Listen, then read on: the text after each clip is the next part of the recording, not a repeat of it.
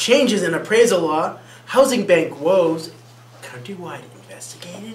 Next on Real Estate News You Can Use.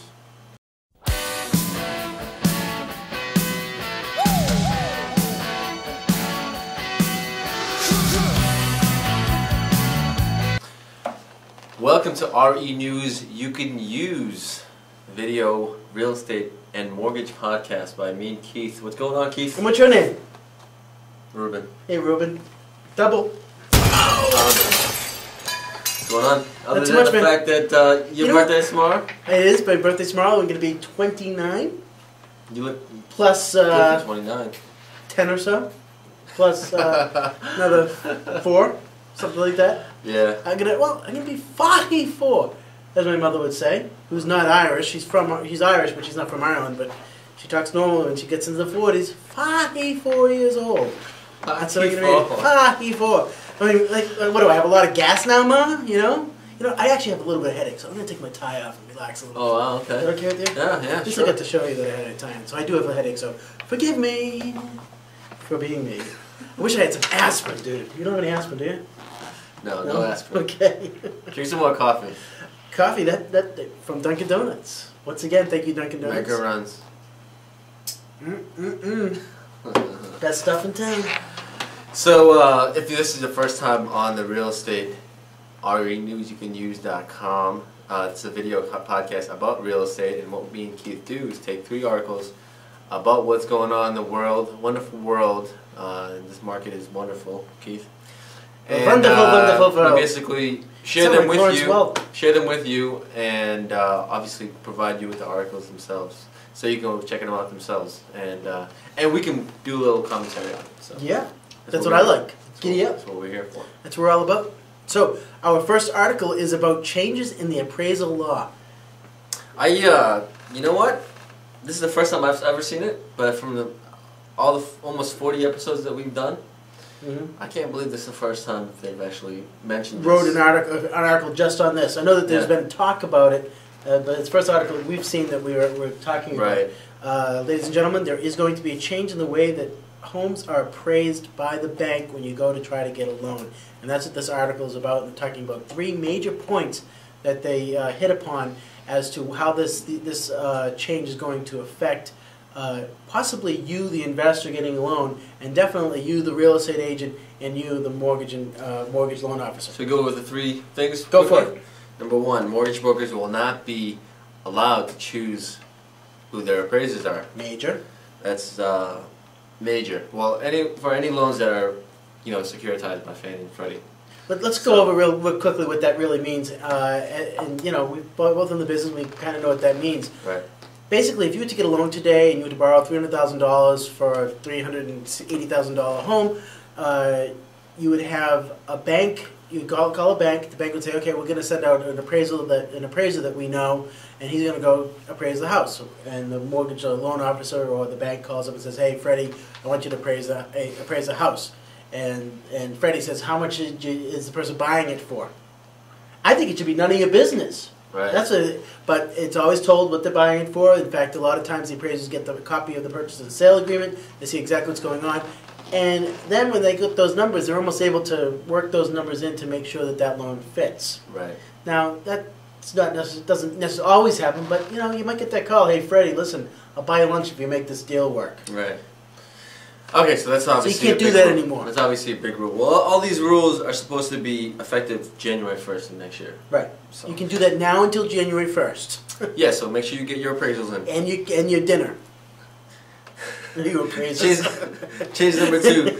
Lenders no longer will be able to use affiliated or in-house appraisal management companies. That's big for big companies like Countrywide or Bank of America. Right. They can't use their own proprietary which is kind of funny because you think companies. I had a couple situations where loans were being done and they had to go through the LandSafe with Countrywide. Right, both situations. And LandSafe appraised the homes much lower than the outside appraiser. So their appraiser system was much more stringent than others. So I kind of find it odd that that's what they're... Well, they do that. I mean, obviously they do that to protect their own interests too. So, right. So you know. and that to go away, I think that's not a good thing. Yeah. I don't agree with that. I agree with the first issue, number 2. And the third big change is $24 million set aside to create an independent organization to review complaints from appraisers about interference. I know where I'm getting a job. I'm going to be... Check out the full article at renewsyoucanuse.com. The next article is from realestatejournal.com. Housing bank troubles continue to deepen. Obviously, we haven't had any, these articles are new. We've heard about the troubles that have been in the industry, Keith. Yep. But this particular article points out something that a lot of articles in the past haven't talked about, is that a big problem these days, or a big problem that this article points out, is homeownership equity in their homes fell to post-World War II. I know, lows. I saw that. Last year marked the first time American homeowners owned less than half the value of their houses, 47.9%. Right, so historically, since they've been keeping numbers, and these are things I didn't know about. Right. Historically, since people have been keeping numbers, it's always been over 50% of home ownership, and that you actually had 50% equity in your home, and now that number is down to 47.9%. So it's just another indication that the value of homes are down across the board, and that America is borrowing more than they can borrow. Well, just so you have an idea, in 1945, 80% was the number of equity that people had. I mean, that's humongous. See, Ruben, when today's rule of thumb, people are always saying, the American dream is to own a home. Back in 1945, the American dream is to own a home outright, not to buy a house, but to own the home. Buy the home, live in the house, pay off the mortgage, and now you own the home. People think they buy a house and they own the home, and that's not true. You own the debt? You just own, the bank owns the home and you live there. So home ownership back in 45 actually meant owning the home and not having debt. So that's where that's what the difference is between the mentality of the people today back from 1945. Because I remember. I was there. I remember. So what are they doing about this? Well, obviously there is some government plans to try to reduce the principal that people have on their mortgages. Oh, right. Equity. So I don't know if that's another part of this. That's going to be a big article in the future. I know. I'm sure that's going to come up. But now they just kind of mention it because it hasn't passed or anything like that. Right. Ben Bernanke with the Bush administration wants to knock on all the lenders' doors and say, listen, of all the loans you have that are bad, rewrite the loans and pay down the debt. So, for instance, if Bank of America has a bad debt that's $300,000 and the person's not paying it, Ben Bernanke is saying pay it down to maybe $250,000 so they can now afford it and write off that $50,000. Where's the fairness in that? I don't see it. Because if somebody's a good payer and they owe $300,000 and they pay that $300,000, they're not going to cut their principal. Right, they're not going to cut their principal. So I think it's a bad move. Don't do it. Just make it an idea. Good, you had an idea and you said something stupid out of your mouth. So, go back to bed then.